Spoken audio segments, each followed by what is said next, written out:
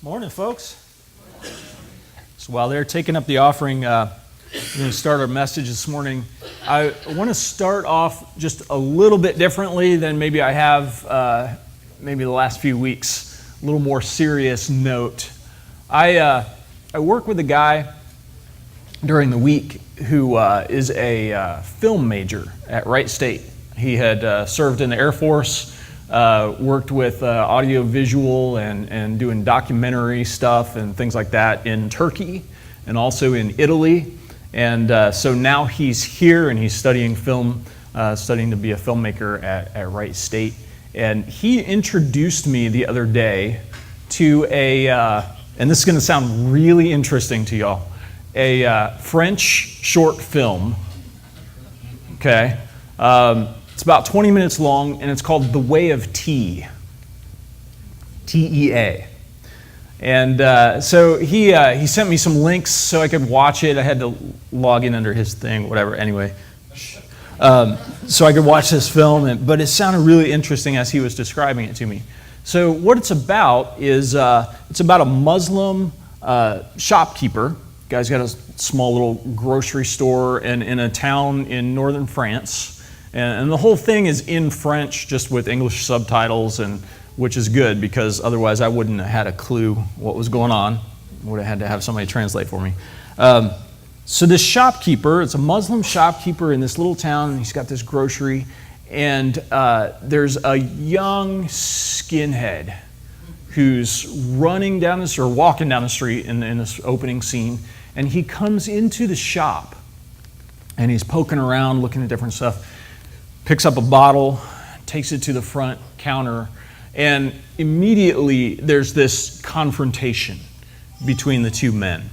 And this skinhead, as he's getting ready to leave the store, he spits on the floor. The shopkeeper comes around, just kind of nose to nose with the guy, reaches down and grabs a rag and bends over and wipes up the floor. And as they begin talking to each other, you know, just the animosity from the one guy is just vivid, you know. And so the shopkeeper invites him to join him for a cup of tea. And the young man refuses, didn't want to have anything to do with him. Why would I do that? And the guy finally, he says, I tell you what, if you sit down and have a cup of tea with me, I will let you have anything on the shelf that you want, anything from my store.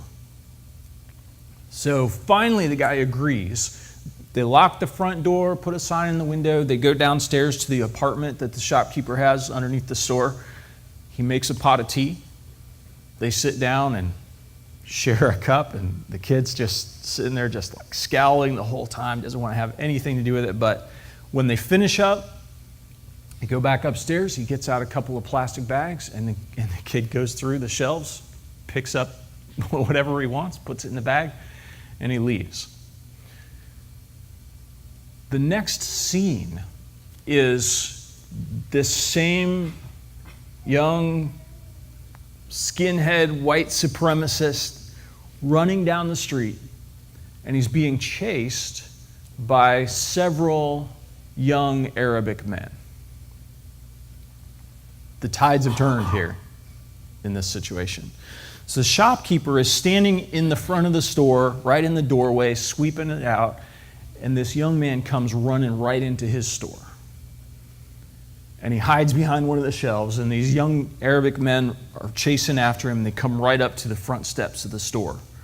And the shopkeeper stands in their way. And so they get into a confrontation. What are you doing? You're a traitor.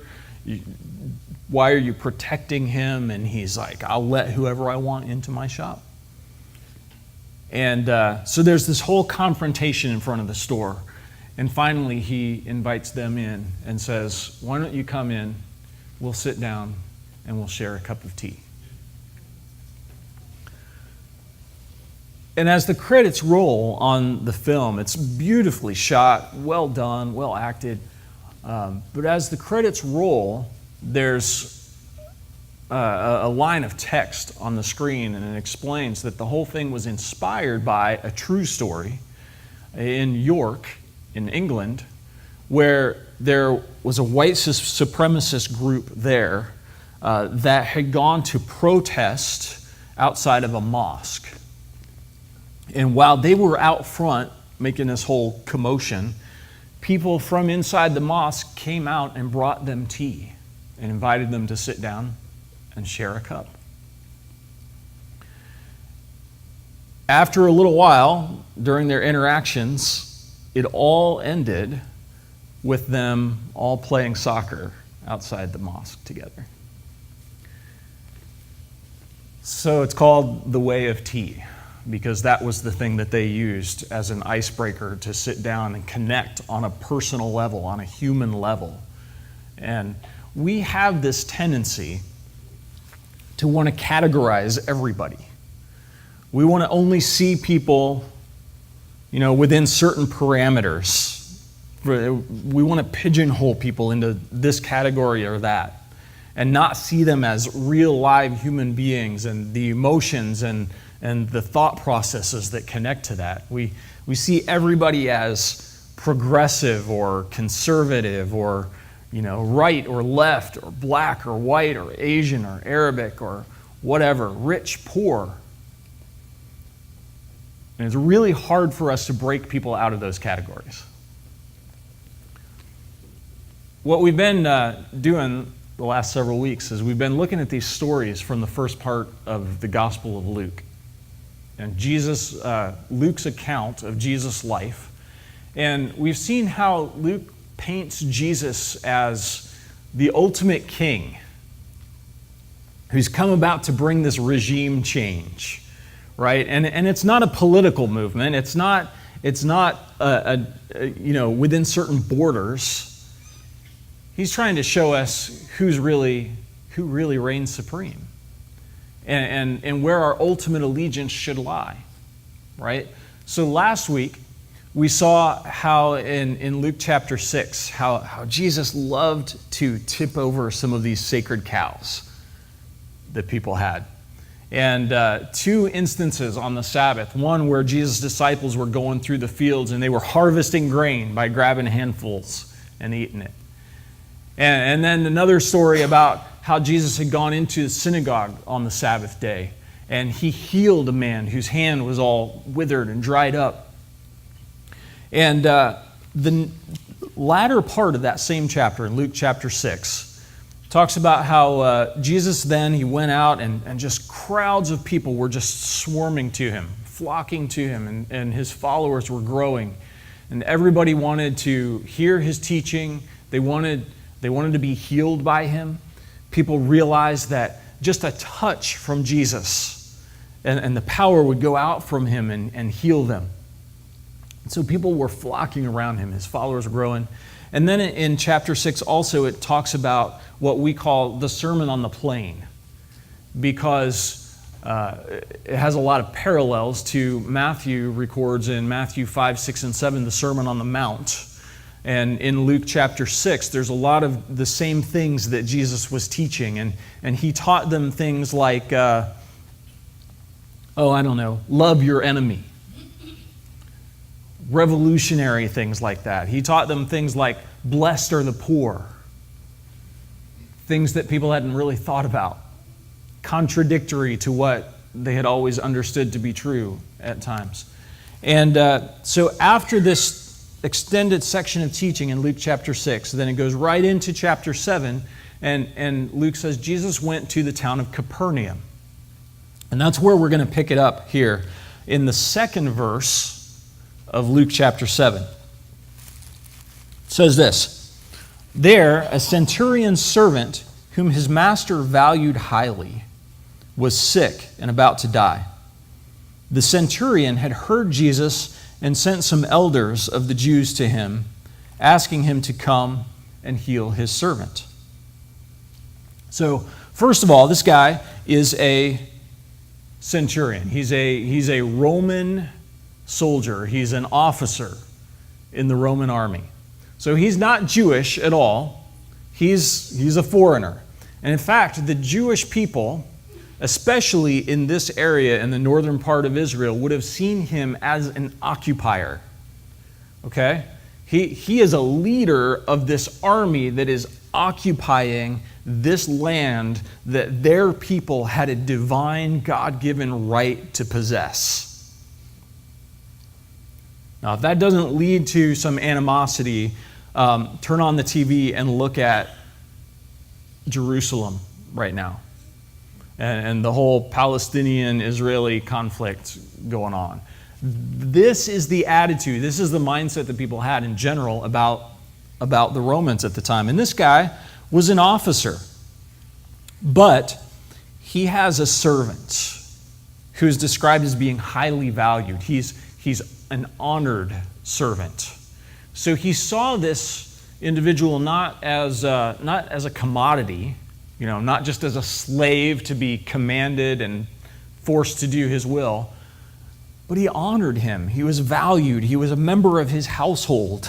These guys weren't necessarily allowed to marry until they retired, and so a lot of times the people who lived and served in their homes became their families, and that was the situation here. And this servant was sick and about to die. And the centurion had heard about Jesus, so he sends these guys out to go and ask Jesus to heal this servant. Now, why did he send leaders amongst the Jews instead of going himself? Or maybe sending one of his military men to do it? Well, we're going to see that in just a minute. So it says in verse 4, when they came to Jesus, they pleaded earnestly with him, "This man deserves to have you do this." Why? Because he loves our nation and has built our synagogue. So the Jewish leaders come and find Jesus, and they said, hey, they tell him the whole situation. He deserves, he's worthy of this favor. He is worthy to have you come and heal this servant of his. And it's because he loves our nation. Now notice, they're still talking about our nation and him as an outsider, right? It's still kind of an us and them sort of way of framing their relationship, but it's a favorable one. He loves our people. And in fact, he's even donated some of the funds to build the synagogue there in Capernaum, which Jesus had taught in this synagogue. And so they come to Jesus and say, hey, you should do this. It's worthwhile. He deserves this. So Jesus went with them. And it says he was not far from the house when the centurion sent friends to say to him, "Lord, don't trouble yourself, for I do not deserve to have you come under my roof. That is why I did not even consider myself worthy to come to you. But say the word, and my servant will be healed." So, contrary to what these Jewish leaders are saying to Jesus, this guy's personally, he's like, I don't even consider myself worthy to come to you. And for Jesus, for a Jewish person to come under the roof of a Gentile, that would have been highly frowned upon, okay? It would have, people would have questioned him had he done that. Now, I don't think Jesus was worried about it. As I said, we saw last week, he doesn't mind tipping over some sacred cows. But to go under this guy's roof, to go to his home, would have been questionable.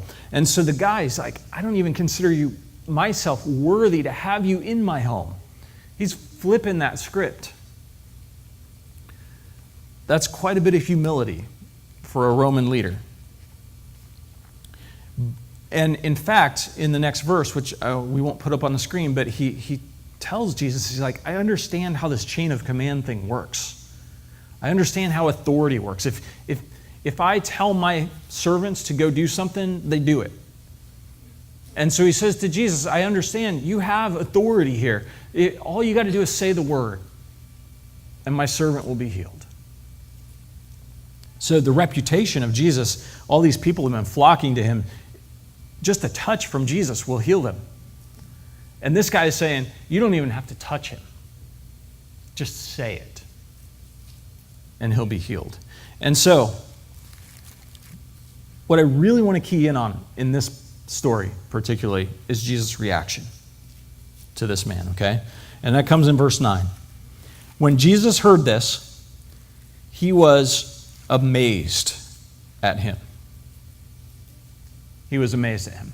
Now, the word that is translated as amazed here in the New International Version of Luke's Gospel is he marveled. It's a very strong word. He was blown away by this man's faith. Okay?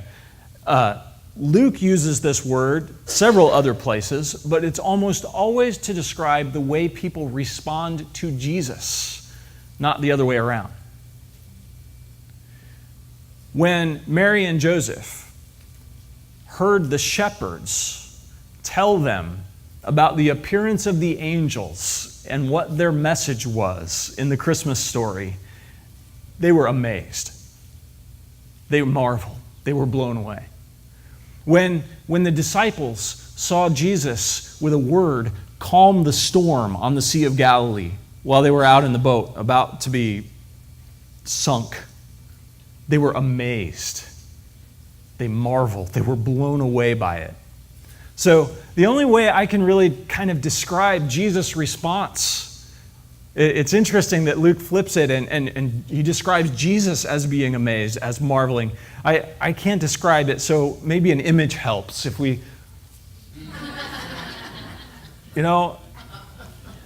I think this is Jesus amazed and delighted. I'm not saying Jesus looks like Chris Pratt, but this is his response. He's blown away by this. Here's this Gentile leader of men, and he understands. So Jesus' response, he turns to the crowd following him, and he says, I tell you, I have not found such great faith even in Israel. How do you think they took that? Here they come to him, hey, you should go and help this guy. He's worth it. He's worthy. He loves our nation. It's still up us and them. But Jesus to them is, I haven't seen this much faith in anywhere. In our own nation, even amongst Israel. And then it says, the men who had been sent returned to the house and found the servant well. So they go back up the block. You go into the house and find him there. Notice, Jesus never said a word. They just went back in and he's healthy. He's well. The centurion says to Jesus, come, you don't even have to come in here. You don't even have to touch him. Just say the word and he'll be made well. Jesus didn't even have to say the word, and he was healed. So then the next encounter says, soon afterward, Jesus went to a town called Nain, and his disciples and a large crowd went with him. So Jesus has this swarm of people just gathered around him still. And they're following him from town to town. This is a long walk. And as he approached the town gate, a dead person was being carried out, the only son of his mother, and she was a widow. And a large crowd from the town was with her. So you got two large crowds. At the center of one is Jesus. The center of the other is this poor woman and her dead son being taken outside the city gates to the burial place. And this, in their society, if you're a woman, your only hope is to be cared for by your husband or by your son. And here she is now left with neither.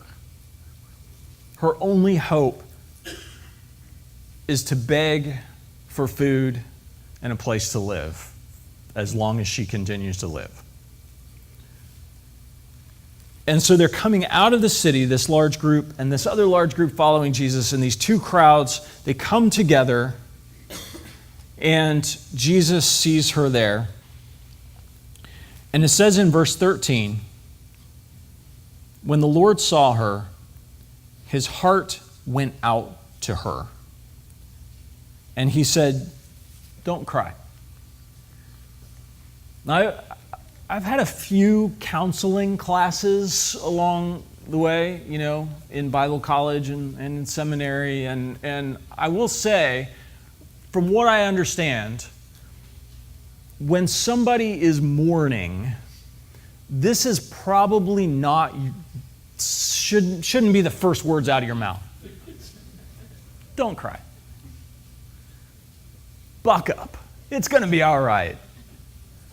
Somebody's just lost their only son and they're left all alone in life. That's probably not the way you approach it. But Jesus did this because he knew the outcome. He knew how the story was going to end. And he looked at her, and Luke says his heart went out to her. Some of the other English translations will say things like he had compassion on her. Now, the word compassion, the word that's translated as compassion, or his heart went out to her, in the Greek is a variation of the word splongna. Okay? It means guts. Sounds like it means guts, doesn't it? And that's because in Greco-Roman culture, they believed that the seat of human emotions is not the heart, but the bowels. When you feel something, whether it's grief, whether it's compassion, whether it's love, anxiety, it doesn't come from here. It comes from here. Right? So Jesus sees this woman and he feels it. He feels compassion for her. His heart goes out. His stomach dropped. Yeah. I always thought it would make for some interesting Valentine's cards if we really made that same connection. But that's a whole other thing.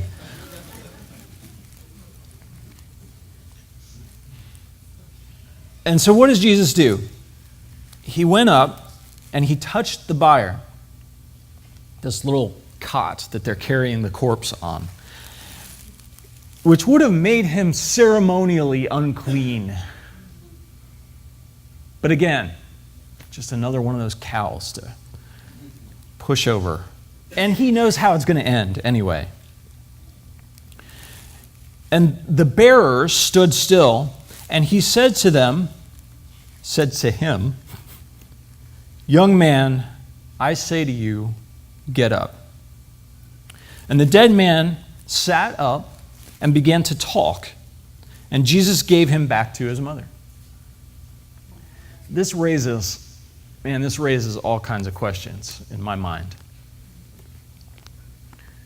So he's not worried about becoming ceremonially unclean by touching the corpse or the cot, that is the bier that is being carried on. He knows the outcome. He walks up. "Young man, get up." And the dead man pops up and starts talking. And then Jesus kind of reintroduces, hey, here's your mom, it's okay. Did the guy know that he'd been dead? Do you think? What do you suppose he was talking about right away when he sat up? Was there some kind of recovery period in here?